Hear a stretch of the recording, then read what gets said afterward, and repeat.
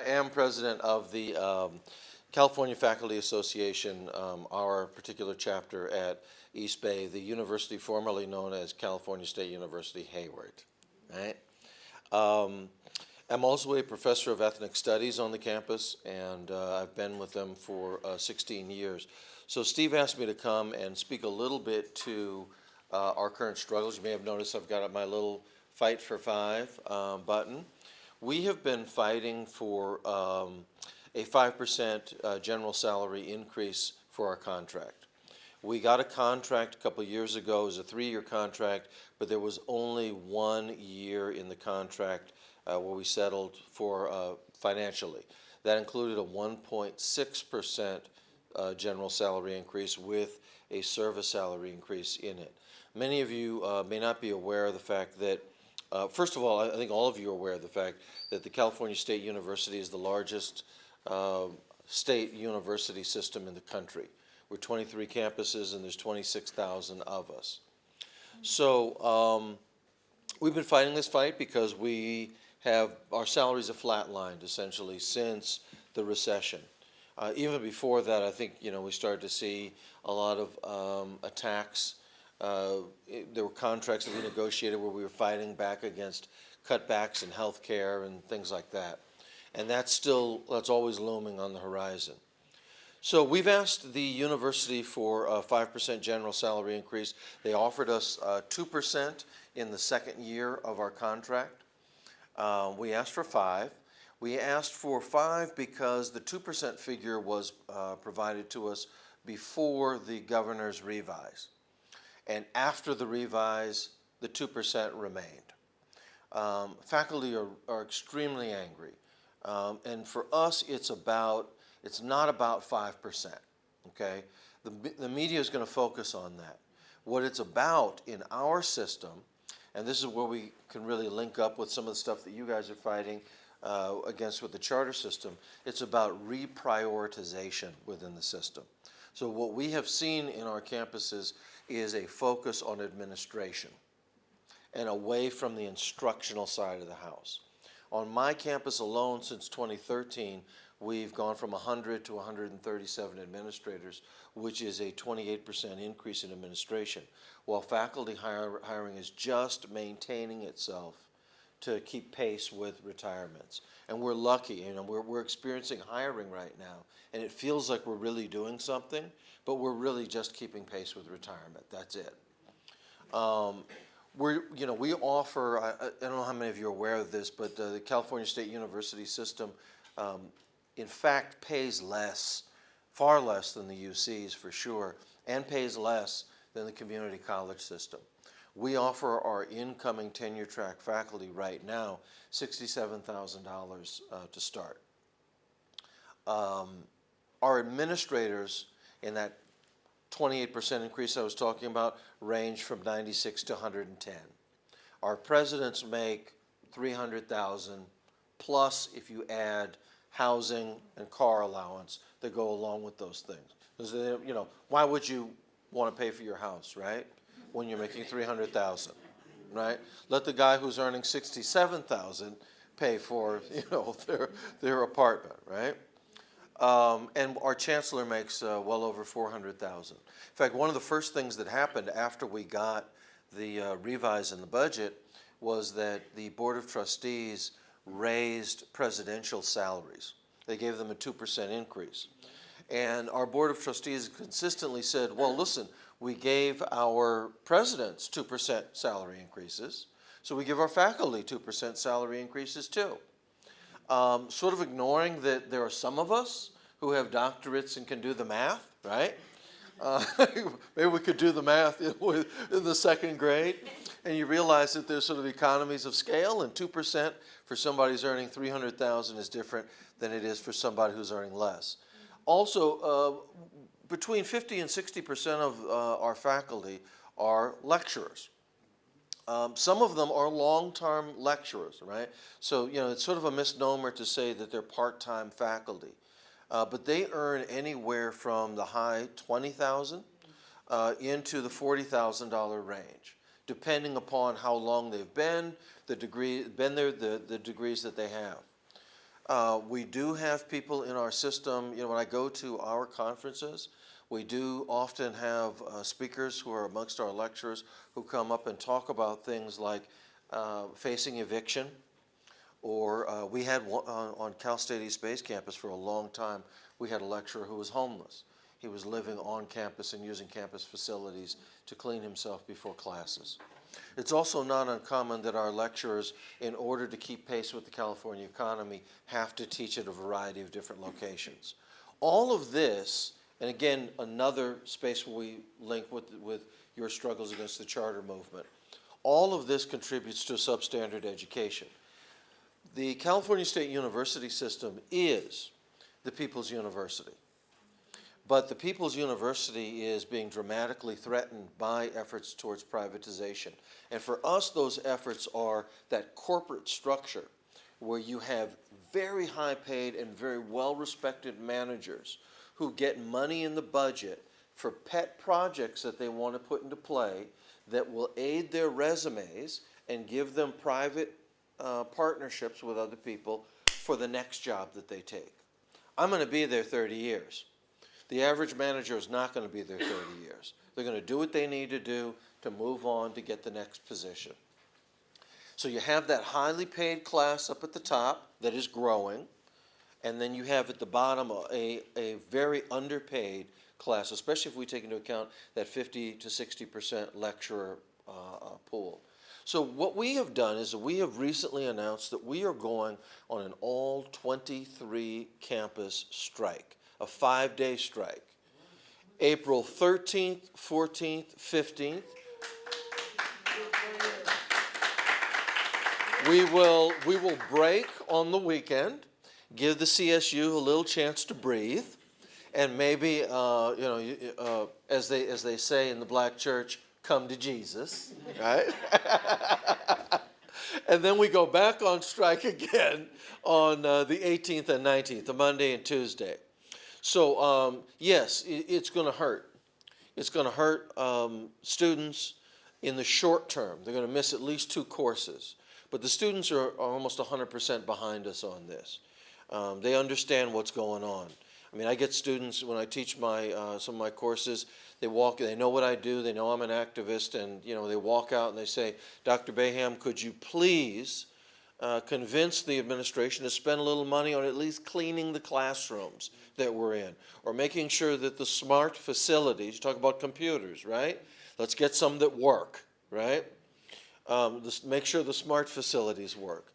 Because there is a profound sense, I think, in some of our state universities that that students, we teach, the fact of the matter is that we teach the underclass. And people know when they're receiving substandard supplies, substandard facilities, et cetera, et cetera. And they know when they're being cut short in terms of the talent that they have in front of them and the degree to which the talent can really afford to spend time with them because maybe they're stretched financially, right? They get this. And I think, this is really significant. If you're going to educate lower middle class people and bring them into the middle class, you got to have a group of professors and teachers who are also in the middle class. You can't have everybody falling out of the middle class except for the administrators on campus who roll up in their Mercedes and so forth and so on. That can't be the case. If it's going to really be the People's University where we can fulfill that promise of moving people into the next stage, you can't have that sort of a system. So we're pushing back, and I think that we have a shot at doing something here that will send a ripple effect across the country. The SUNY system, State University System, New York, it has also authorized a strike. I know that a number of you are aware of that, as well as we talked about this today, City College. I think that what we're on the precipice of potentially, and remember, I'm an optimist. I think if you are an activist, you have to be an optimist. Am I right? Right. So that's right. So you got to know that you can win, right? That's right. So I think we can begin to send a ripple effect across this country that could start an entire movement that could take back the public university system for the public. And one of the things that I share with my activist friends all the time is, let's be clear about this. I think you can take this all the way back to integration, right? You know, when did we start to defund public education? Precisely when people began to realize that the lives of people of color and poor people were worthless. But when, you know, the public education space was a space, when the UC was a space where the Jerry Browns of the world roamed around, and folks of his ilk, that's a whole different game, okay? But now you're talking about educating the people that we all educate, whether it's Sonoma or East Bay and Hayward, the funding gets pulled out. You know, like the old rap artists used to say in the 80s, there's plenty of money in the ghetto, right? And I think that the privatizers understand that too. There's money to be made off of the backs of poor and working class kids who are now coming out of the CSU. I know all of you remember when the CSU was virtually free, right? Well, you know, I've got students right now who are homeless on campus. I've got students asking me for money for food. I've got students who are doing wonderful things like social work, but telling me that they've got $50,000 to $80,000 in student loan debt, right? The kind of loan debt that we didn't even accrue in private colleges, not even further than 20, 30 years ago. Now, the CSU is going to make the argument that our ask for increased salaries is tied to higher student fees. It's not. The entire time since 2000 that students have seen 2% upon 3% upon 4% upon these whole made-up set of fees, like we've got a technology fee, for example, right? Which doesn't mean that when you show up to campus you get a computer, all right? And you heard what I said earlier about some of our technology on campus. Those fees have not been tied to faculty salaries because our salaries have been flatlined while that's going on. What they are linked to, in my humble opinion, is the growth in administration and administrative fees and hiring consultants and certain private-public partnerships that are happening on the campus, no bid contracts for building, a whole host of crony activities. That's right, privatization and, for lack of a better expression, criminal activity, okay? I mean, I don't think there's any other way to put it, right? I mean, I think you got to cut. I think you got to cut to the chase. I mean, when you see pigs feeding at the trough, you got to call it pigs feeding at the trough. I don't think you want to call it a high-class banquet, right? It is what it is. So I don't know if you wanted me to take any questions from anybody, or if that was another segment, but we just wanted to let you know for sure about our strike. This is an historic strike.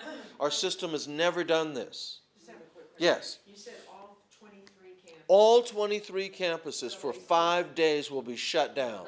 So including Cal Poly. All of them. All. No exceptions whatsoever. Okay. None. Wow. Yeah. No instruction, no email, no committee work, no nothing. No phone calls, nothing. And a lot of this is going to be, we will have a big event at East Bay if you want to join us on the 13th.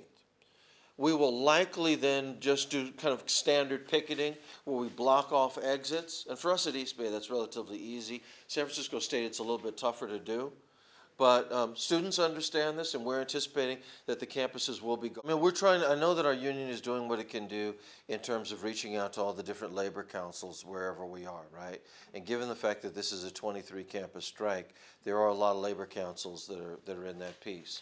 And we're asking them to help in our efforts. We managed to accomplish this in 2011 when 2 campuses went on strike, mine and Dominguez Hills, and then everybody else flocked to those campuses. Technically, everybody was on strike, but there were only actions on 2 campuses, right? And people were bussed in.